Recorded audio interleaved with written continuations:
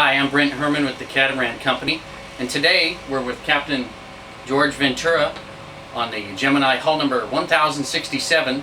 George just brought the boat down a couple weeks ago from the manufacturer in Annapolis, Maryland at Performance Cruising. I just had a few questions for George about his trip, and just kind of let him do the intro on the rigging of the boat when he got there, and what he found as far as the sailing characteristics, and hopefully answer some questions that have been a myth surrounding this boat for quite some time. Go ahead, George. Well, most of all, I'm used to bigger. That's a big question. Bigger catamarans than this. So I was very pleasantly surprised.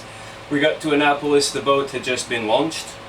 Everybody there knows very well what they're doing. We watched the rigging being set up, the commissioning of the boat, the mast being put on. Yes, okay. We were there shortly after the boat was launched, and they have it down. The people at Performance Cruising, they definitely have it down. We went for a sea trial, and I was very well impressed with the sailing abilities of the Gemini. It performs in light winds, in a bit stronger breeze. We've easily, especially with the Screecher, which is a head sail option. If you get 20 knots of wind, you're easily making 2-digit speeds.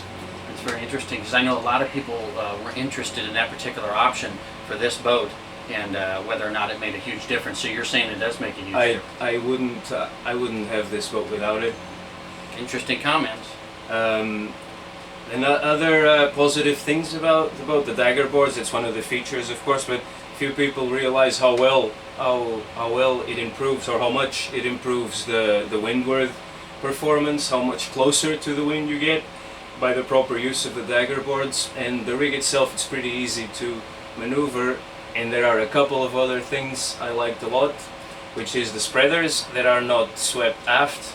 That means that when you're downwind, you can let your main all the way out, unlike most catamarans that have a shorter angle when you're on a dead run.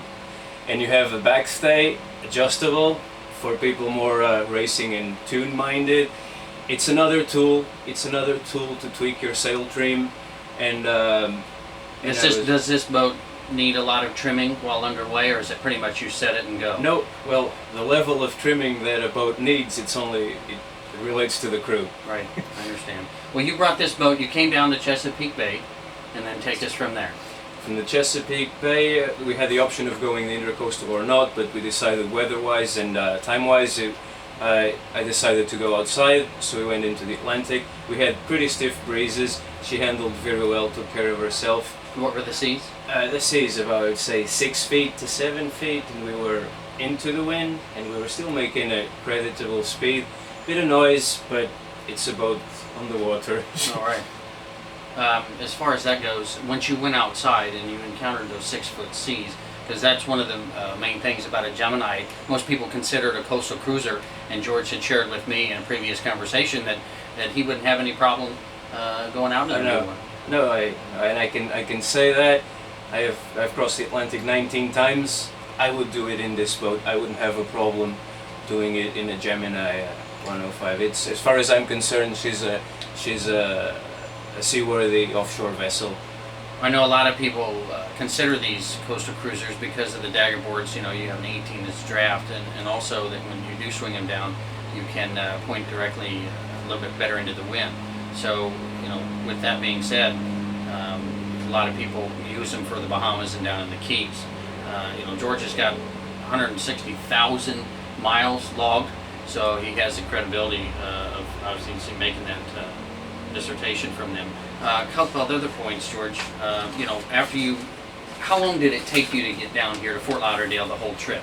The whole trip was 12 days. Because it involved stopping as well. We didn't do as much sail, we did a lot of motoring.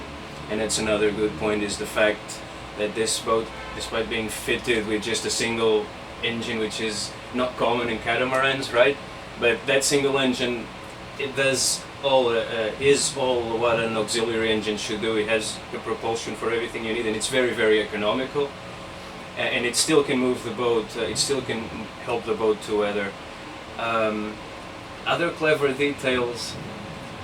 You're saying, I'm sorry, I went ahead of myself there. You're asking from the days and the stopovers, right? 12 days. Yeah, and just give us a good feel for what a trip like that is, because most of our viewers will be taking that trip at one point or another if they own a Gemini. You can make it with a Gemini with the option of having 18 inches draft. You can go anywhere this trip can take you. You can spend 2 months coming down here if you want and cruise at your pace. You have a million places to pull up. You have the whole Intracoastal Pamlico Sound, all that. We went into Hatteras just because I had the opportunity to sail on a boat with a shallow draft. It's not a place that any boat can go in.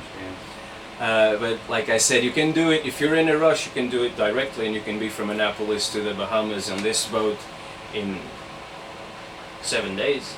Interesting. How many people came with you on this trip? It was me and the crew. Okay.